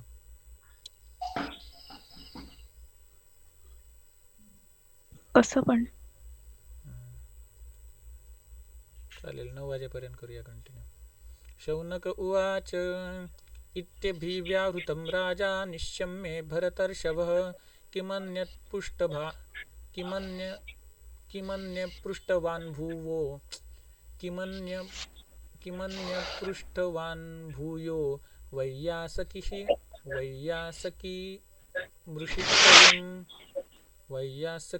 ऋषिकविं. शौनक महर्षी ने सूत जी से पूछा. आता हे मधीच कुठून टपकले तर परीक्षित आणि शुकदेव गोस्वामी, परीक्षित आणि शुकदेव यांच्यात जो काही संवाद होतोय ते सूत गोस्वामी शौनक आदी ऋषींना सांगतायत. म्हणजे परीक्षित आणि शुकदेव यांच्यात जो काही संवाद झाला होता, जो सूतजींनी ऐकला होता, तो त्यांनी नैमिषारण्यात आल्यानंतर शौनकादी महर्षींच्या विनंतीनुसार त्यांना सांगितलं. तर हे सांगता सांगता मधीच शौनक महर्षि विचारलं। श्री सुखदेव जी द्वारा कही गई इन बातों को सुनकर भरतवंशियों में श्रेष्ठ राजा परीक्षित ने परब्रह्म का साक्षात करने वाले शब्द ब्रह्मनिष्ठ सुखदेव जी से दूसरी कौन सी बात पूछा। म्हणजे हे सगळं ऐकल्यानंतर परीक्षितने पुढे काय विचारलं। भाव प्रकाशिका भाष्य। श्रीधर स्वामी सांगतात कि इस श्लोक में सुखदेव जी के लिए दो विशेषणों का प्रयोग किया गया है। ऋषिम इस शब्द का अर्थ है परब्रह्म का साक्षात्कार करने वाले, और कवि शब्द का अर्थ है वेद विद्या निष्णात। इस तरह से सुखदेव जी ने उपर्युक्त बातों को राजा परीक्षित को बतलाया। एतश्रुता विद्वन काय आहे ते एतश्रुता विद्वन सूत नोर्हसि भाषितुं कथा हरिर्कथोदका कथा हरिकथोदर्कः सतां स्यु सदसि ध्रुवं। चुकतंय काहीतरी, कथा हरिकथोदर्कः सतां स्यु सदसि ध्रुवम। आता बरोबर। हे विज्ञ सूत जी, हम लोग इसे सुनना चाहते हैं, अतएव इसे आप हम लोगों को सुनाएं, क्योंकि सत्पुरुषों की सभा में उस कथा को तो अवश्य होनी चाहिए जिसका पर्यवसान श्री हरि की कथाओं में होता है। म्हणजे सत्पुरुषांनी अशा कथा ऐकल्याच पाहिजेत ज्यामध्ये श्री हरि इन्क्लूड आहे। भाव प्रकाशित। शौनकादि महर्षियों ने राजा परीक्षित के द्वारा जिज्ञासित बातों को सुनने की इच्छा का कारण बतलाते हुए कहा कि भागवतों की सभा में तो उन कथाओं को अवश्य कहा जाना चाहिए जिन कथाओं का पर्यवसान श्री हरि की कथाओं में होता है, अतएव हम लोग उसे सुनना चाहते हैं। सवै भागवतो राजा पांडवेयो महारथ बाल क्रीडन कहे क्रीडन कृष्ण क्रीडाय आददे। निश्चित रूप से महारथी तथा पांडुवंशावतंस राजा परीक्षित भगवत भक्त थे। वे बाल्यावस्था में बालकों के खिलौने द्वारा भी भगवान श्री कृष्ण की क्रीडाओं को ही किया करते थे। म्हणजे बालपणापासून त्याचं श्रीकृष्णामध्ये मन लागलेलं होतं आणि खेळताना पण तो त्या खेळण्यांद्वारे श्रीकृष्णाच्या लीलांद्वारेच खेळायचा। म्हणजे समजा खेळण्यामध्ये नागोबा असेल तर त्या कालियामर्दन त्याला आठवायचं, मग काहीतरी एक बाहुली म्हणजे कृष्ण समजा, दुसरा नागोबा, मग तिथे खेळताना कालियामर्दन कसं केलं कृष्णाने तसं खेळत असेल। म्हणून खेळाच्या लहानपणापासून कृष्णामध्ये एवढा आसक्त होता की खेळण्यांमध्ये पण श्रीकृष्णाच्या लीलांचंच तिथे तो प्रदर्शन करायचा। भाव प्रकाशिका। उपर्युक्त बात का ही विस्तार से वर्णन सवई इत्यादि 2 श्लोकों के द्वारा किया गया है। राजा परीक्षित महारथी थे, वे पांडवों के वंश का संवर्धन करने वाले थे। वे भगवत भक्त थे, क्योंकि बाल्यावस्था में भी जब वे खिलौने से खेला करते थे तो भगवान श्री कृष्ण की पूजा रूपी खेल खेला करते थे। कोण कोण असतात बघा, लहानपणी मातीचं शिवलिंग बनवतात आणि त्याला फूल वाहतात, पूजा करतात। वैयासकिश्च भगवान वासुदेव परायणः उरुगाय गुणोदारा सतांस्युर्हि समागमे। भगवत स्वरूप सुखदेव जी भी भगवान वासुदेव के भक्त थे। ऐसे भागवतों का समागम होने पर तो श्री भगवान की महती कथाओं की चर्चा अवश्य हुई होगी। ते म्हणतात जे सुखदेव आहेत ते भगवान वासुदेवाचेच भक्त आहेत, मग असं असताना नक्की तिथे हरीची कथा आलीच असणार त्यांनी जे काही सांगितलं त्याच्यात। जसे हे आपले कोणते मलुक पीठवाले राजेंद्रदास, मग ते ज्या कथेला बसतात तिथे गायीचं वर्णन येतात, ते गोरक्षाचं, गायीच्या सेवेचं, गायीची सेवा केल्यावर काय फळ मिळतं वगैरे वगैरे। त्यांनी महाभारत कथा केलेली ती सुद्धा त्यांनी गोमयी कथा, सगळं गायीचंच भरपूर त्याच्यात काय काय सांगितलं। म्हणजे कॉन्टेक्स्टला सोडून नाही, कॉन्टेक्स्टला पकडूनच सांगितलं। ओके। भाव प्रकाशिका। श्री भगवान का एक नाम उरुगाय है, ये विष्णु सहस्त्रनाम मध्ये येतं। जहाँ पर भगवत भक्तों का समागम होता है वहाँ पर श्री भगवान के गुणों से परिपूर्ण होने के कारण महान कथाओं का होना स्वाभाविक ही है, अतएव उस कथा को आप हम लोगों को सुनाइए। आयुर्हरति वै पुंसान आयुर्हरति वै पुंसान् मुद्यन्नस्तं च यन्नसौ तस्यर्थे लक्षणो नीत उत्तम श्लोक वार्तया। जो समय श्री भगवान संबंधी चर्चा के द्वारा व्यतीत होता है, उसके अतिरिक्त समय और आयु को उदय और अस्त होते हुए सूर्य व्यर्थ में ही हरण कर सकते हैं। उसके अतिरिक्त समय और आयु को उदय और अस्त होते हुए सूर्य व्यर्थ में ही हरण करते रहते हैं. म्हणजे काय, श्रीहरी संबंधित आपण जी काही चर्चा करतो तोच वेळ खरा सार्थकी लागत असतो, आणि त्याच्या अतिरिक्त बाकीची जी काय आपण कामे करतो ती व्यर्थच होत असतात. ती फक्त आपल्या कधी ना कधी नष्ट होणाऱ्या शरीराला धष्टपुष्ट करण्यासाठी आपण करत असतो, अन्न मिळवण्यासाठी. अन्न कशाला? शरीराला टिकवण्यासाठी. बरोबर. शरीराला टिकवायची कामे हे पशु पक्षी पण करत असतात. ती तशीच गती मग पुढे मिळते, त्या योनींमध्ये भटकत राहतो. मग या योनींमधून मुक्ती मिळवण्यासाठी जे श्रीहरीचं चिंतन व्हायला पाहिजे मरताना, तरच मुक्ती मिळणार. श्रीहरीचं चिंतन कधी होणार? तर श्रीहरी संबंधित चर्चा होणार तेव्हा. या श्लोकाचा स्क्रीनशॉट काढून ठेवूया. बरं आहे, हो, आपण मागे ठेवलेले ना? हा त्याच्यामध्येच ठेव. हा, त्याच्यातच ठेवतो. काय नाव दिलं तेव्हा? श्रीधरी. इम्पॉर्टंट. श्रीधरी, श्रीधर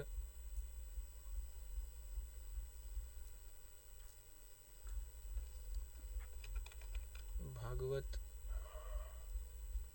हा, भागवत पुराण श्रीधरी टीका नोट्स. असाच एक मागे सुद्धा श्लोक मिळालेला कुठं आहे ते दिसणार, लोड झाल्यावर दिसणार. अच्छा. हे बघा, जिस मुहूर्त अथवा जिस क्षण में भगवान वासुदेव का चिंतन न किया जाए वही जीवन की सबसे बड़ी हानि है. हा, ते तर आधीच आपण हे केलं होतं. सबसे बड़ा विघ्न है. वह जीवन का मोह और वही जीवन का सबसे बड़ा विकार है. बरोबर.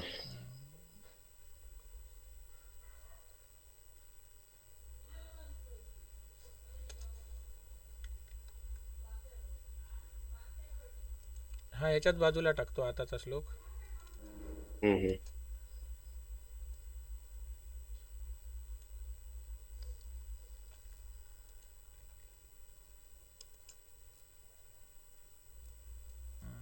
कुठला श्लोक आहे हा? 2 स्कंद 3 अध्याय, त्याच्यातला 17वा श्लोक.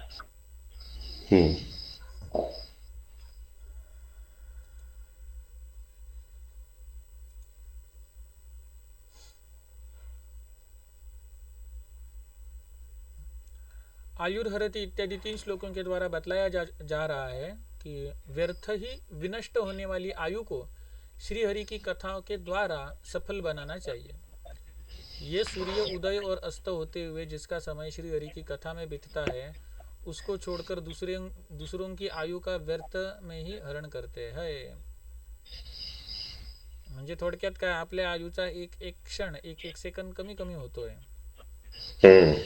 परत जन्माला यायचं आहे की मोक्षाला प्राप्त व्हायचं आहे? परत जन्माला यायचं आहे तर आपण शेवटी श्री हरीचं स्मरण व्हायला पाहिजे. अशा कृत्यांसाठी वेळ काढला पाहिजे. नुसतं शरीराला पुष्ट करण्यासाठी, इंद्रिय तृप्त करण्यासाठी जेवढं आवश्यक आहे तेवढंच करत राहिलो तर परत जन्म मरणाच्या फेऱ्यात फसणार. कारण पशु पण तेच करत असतात. इंद्रिय तृप्ती, पोट भरण्यासाठी कार्यरत असतात. मग ते पोट भरणं बंद करा असं काय सांगितलेलं नाही आहे, पण काय, श्रीहरीसाठी पण वेळ काढा असं म्हटलं. असा वेळ काढा की मृत्यूच्या क्षणी पण तो आठवला पाहिजे. कारण मृत्यूच्या क्षणी गरुड पुराणात म्हटलंय की 41,000 विंचू, 41,000 विंचवांनी एकत्र दंश केला, ऍट अ टाइम दंश केला, तर ज्या वेदना होतील तेवढ्या वेदना मृत्यूच्या क्षणी होत असतात. आणि त्यावेळी आपल्याला भगवंत कसे काय आठवणार?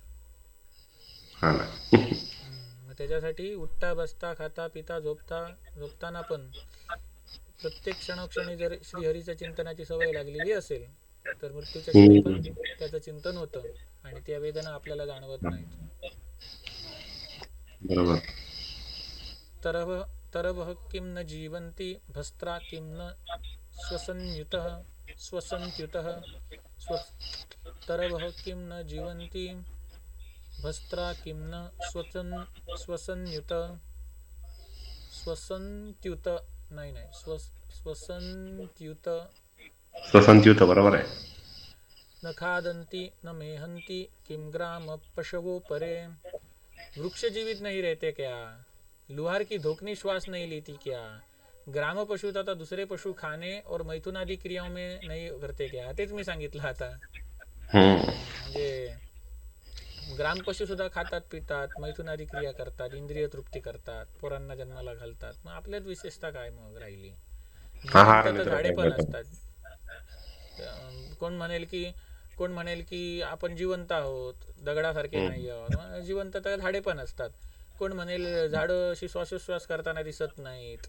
मग ते म्हणतात श्वासोश्वास तर लोहार की धूक नाही, लोहाराचा जो भाता असतो तो पण श्वास आत आणि बाहेर सोडताना दिसतो.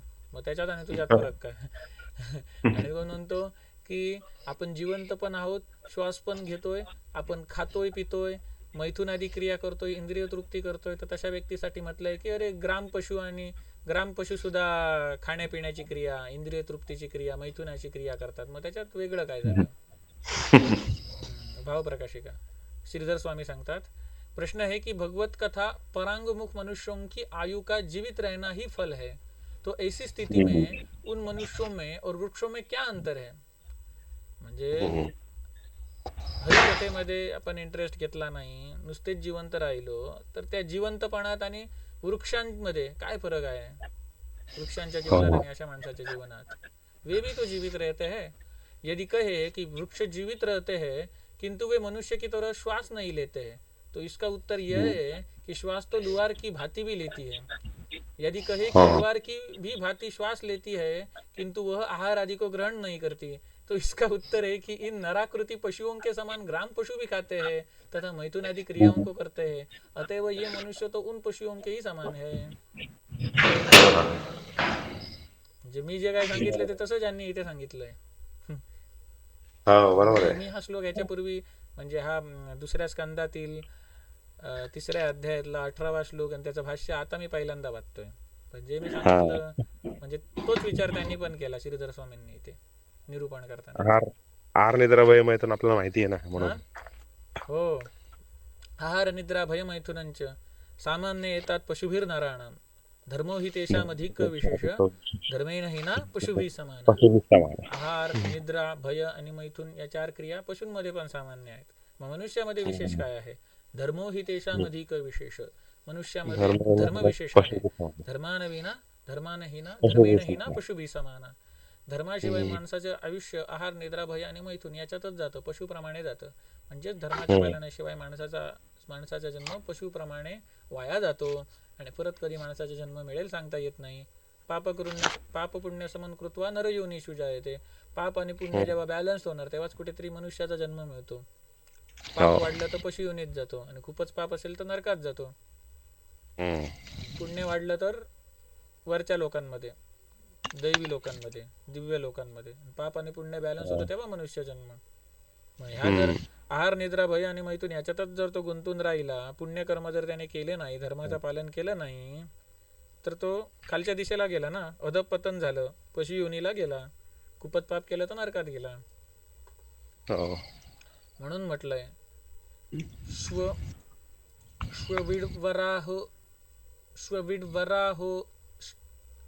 श्वविड्वराहो स्ट्रखरहे संस्तुतः पुरुषः पशुः न यत्कर्ण पथोपेतो जातु नाम गदाग्रजः.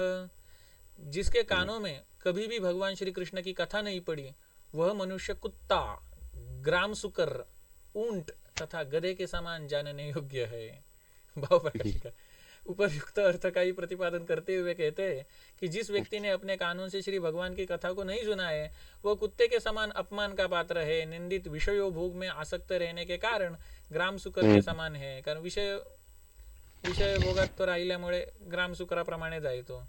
कंटकपूर्ण दुख प्रदान करने वाले विषयों में आसक्त रहने के कारण कंटीले पदार्थों को खाने वाले ऊंट के समान है. उंट आहे तो खाताना काय हे बघत नाही काही टोचणारं वगैरे आहे का, मग तो तसलं पण टोचणाऱ्या गोष्टी पण तो खात असतो. मग हा मनुष्य तो सुद्धा रक्तच पित असतो. हा तो रक्तच पित असतो उंट. स्वतःच हा, म्हणून त्याला ते टोचत असतं तरी पण रक्त पित त्याला वाटतं लय भारी गोष्ट खातोय मी.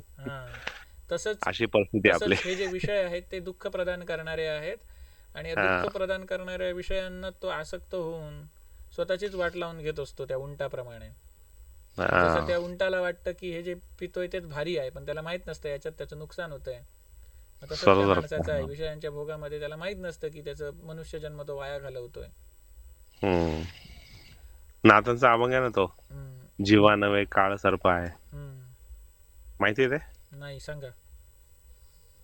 ते स्टार्टिंग मला पण आठवत नाही रे. नामा विणमुख सर्पाचे ते विड. आठवलं. हा, जीवा नव्हे काळ सर्प आहे. म्हणजे नामा विणमुख म्हणजे ज्याच्या मुखात नाव नाहीये देवाचं, त्याचं तोंड कसं माहितीये का, सर्पाचं बीड आहे. आणि जीव नव्हे काळ सर्प आहे. त्या तोंडाच्या आतमध्ये जे जीव आहे ना, ते जीव नाही, ते काळ सर्प आहे. किती डेंजर लिहिलंय बघ नाथांनी. नामा विणमुख सर्पाचे ते बीड, जीवा नव्हे काळ सर्प आहे. हरिपाठ नाथांचे, नाथांचा हरिपाठ आहे. हो, इथे पण तेच आलंय वाटतं. हे बघा, बिले बतो विक्रमान्ये न शृण्वतः कर्णपुटे नरस्य जिह्वा सती दार्दुरिके वसुत न चोपगायत्युरुगाय गाथा. श्री भगवान की लीलाओं को नहीं सुनने वाले मनुष्य के दोनों कान वस्तुतः बिल के ही समान है, तथा हे सूत जी, भगवान श्री कृष्ण की कथाओं का कभी गायन नहीं करने वाली मनुष्य की दोष दूषित जीव मेढक की जीभ के समान है. म्हणजे देवाची स्तुती नाही, म्हणजे श्रीहरीबद्दल सांगायचं सोडून जे इतर फालतू गोष्टी सांगत असतात ते बेंडकाप्रमाणे डराव करत असतात. त्याचा काही कोणाला लाभ होणार नाही, ते ऐकून कोणाला जन्म मृत्यूच्या फेऱ्यापासून मुक्ती मिळणार नाही. जन्म मृत्यूच्या फेऱ्यापासून मुक्ती कधी मिळणार? अंतिम क्षणी श्रीहरीचं चिंतन झालं तर. अंतिम क्षणी श्रीहरीचं चिंतन कधी होणार? जर आपल्याला कोणतरी श्रीहरीबद्दलच काहीतरी सांगत असेल तर, तेच आपल्या कानावरती पडत असेल तर. बरोबर. मग जो श्रीहरीबद्दल बोलत नाही, त्याची जीभ बेंडकाप्रमाणे डराव, ज्याचा काही पुढे काय उपयोग नाही. मग सेम असंच ना ह्याच्यात पण आलंय, रामचरितमानस मध्ये पण आलंय. मागे आई वाचत होती तेव्हा तिने मला हेच सांगितलं, बिळाचं हे किंवा हे म्हणजे हे नाथांचे हरिपाठ म्हणा, ज्ञानेश्वरांचे हरिपाठ, म्हणजे हे जे काही वारकरी संतांनी जे वाङ्मय लिहिलेलं आहे ते शास्त्रांचे सार आहे असं म्हणतात. ते कशाला ते समजलं. बरोबर. ह्याच लोकांचा त्यांनी अनुवाद तिथे केलेला आहे. बरोबर. भगवत कथा परांगमुख रहने वाले मनुष्यों के अंग भी व्यर्थ है. तिकडे मागी गणेश जयंतीच्या गणपतीचं विसर्जन होतंय, त्याच्यामुळे तो आवाज येतोय गाण्यांचा. जास्त जर नाही झाला तर मला कळवा. नाही, काहीच येत नाहीये. वाढणार हळूहळू. अच्छा. भगवत कथा परांगमुख रहने वाले मनुष्य के अंग भी व्यर्थ है. इस बात का प्रतिपादन बिले बतोरुक्रम इत्यादि 5 श्लोकों से बतलाते हैं. बत पद का प्रयोग खेद के अर्थ में हुआ है.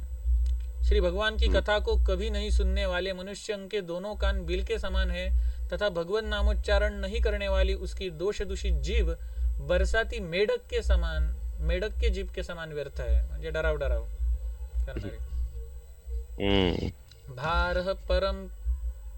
भारः परम पट्टकिरीट जुष्टम्युत्तमं. नाही, अनुष्टुप छंद नाही, हा त्रिष्टुप छंद आहे. ला ला ला ला ला ला ला ला ला ला असं केलं पाहिजे. भारः परम पट्टकिरीट जुष्टम अप्युत्तवांगम अप्युत्तवामंग नमे मुकुंदम. भार परम पट्ट किरीट जुष्टम प्युत्तमांगम न मे मुकुंदम.